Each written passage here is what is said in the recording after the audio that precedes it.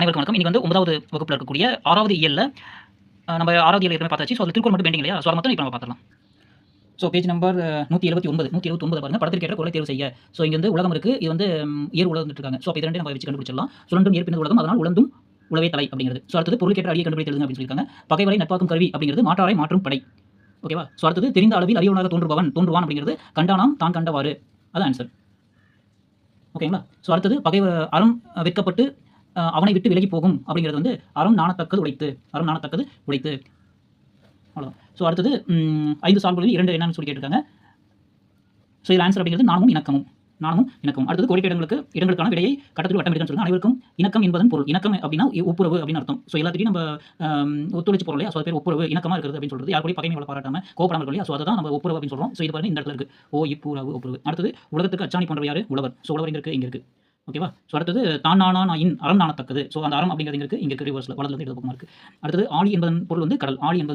பாருங்க மேலேருந்து கீழே வரைக்கும் கடல். அடுத்தது மாற்றாரை மாற்றும் படை. ஸோ இங்கே இருக்குது படை. அடுத்தது ஒழுக்கமான குடியில் பிறந்தவர் வந்து தவறு செய்வதில்லை. தவறு கீழேருந்து மேலே வரைக்கும். ஸோ அடுத்தது 5வது என்ன கொடுத்துருக்காங்கன்னா அடிக்கிய கோடி பேரனும் குடிப்பிறந்தால் குன்று செய்தல். இக்குறளின் கருத்தை அடிப்படையை கொண்டு ஒரு பக்கத்தை வந்து ஒன்றை எழுதுக அப்படின்னு சொல்லியிருக்காங்க. ஸோ அப்படின்னு என்ன கருத்து அப்படின்னா பல கோடி பொருளை பெறுவதாக இந்த இடத்துல தாவுனா ஓகே பெறுவதாக இருந்தாலும் உயர்குடியில் பிறந்தவர் தம் குடியின் சிறப்பு கொண்டுவதற்கு காரணமாக குற்றங்களை செய்வதில்லை. கதை இது வந்து ஒரு கதை மூலமா நம்ம சொல்றோம். ஏன்னா ஒரு பக்கம் சொல்லிட்டாங்க. ஸோ அப்போ வந்து கருத்து சொல்லியாச்சு. இப்போ அதுக்கான ஒரு கதை சொல்றோம். காட்டில் ஒரு முனிவர் தம் சீடர்களுடன் தவம் செய்து கொண்டிருந்தார். ஒரு நாள் சீடர்களும் மரநிலையில் ஓய்வெடுத்தனர்.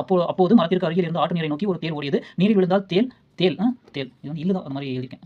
இறந்து போகுமே என்று எண்ணிய முனிவர் வந்து தேலை கையால் பிடித்து தூக்கி கரையில் விட்டார். தேல் அவர் கையில் கொட்டிவிட்டது. வழி தாங்காமல் கதறினால் அப்போது மீண்டும் தேல் வந்து நீரில் இறங்க செல்கிறது. முனிவர் மீண்டும் கையால் பிடித்து தூக்கி கரையில் விட்டார். மீண்டும் அது கொட்டியது. தொடர்ந்து முனிவர் காப்பாற்றுவதும் தேல் கொட்டுவதுமாக தொடர்கிறது. சீடர்களையும் தேலை செல்ல விடாமல் தடுக்கிறார்.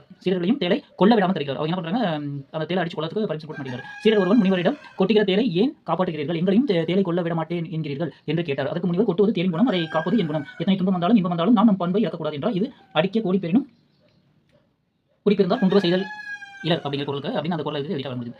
ஸோ அடுத்தது இறக்கும் வரை உள்ள நோய் என்ன அப்படின்னு சொல்லியிருக்காங்க. புல்லறிவுடைய அறிவுடையோர் இன்னது செய்க என்று கூறிய போதும் அதன் கேட்டு செய்ய மாட்டார்கள், தாமாகவும் செய்ய மாட்டார்கள். அத்தகைய உயிரோடு இருக்கும் வரை உலகிற்கு நோயாவான் அப்படிங்கிறது. ஸோ ரெண்டாவது வந்து அன்பு நான் ஒப்புரவு கண்ணோட்டம் வாய்மையோடு 5 சார்பு குறைப்பார்க்க பயன்படுத்த அணி என்ன கேட்குறாங்க. அணி வந்து இது பயின்று மணி வந்து ஏகதேச உலக அணி. ஸோ ஏகதேச உலக அணி அப்படின்னு போது தான் நான் இதை எழுதிக்கேன். ஓகேவா? ஸோ இதை வந்து நீங்கள் பென்சிலையோ பிளாக் ஸ்டிலையோ அப்ளை பண்ணிக்கங்க.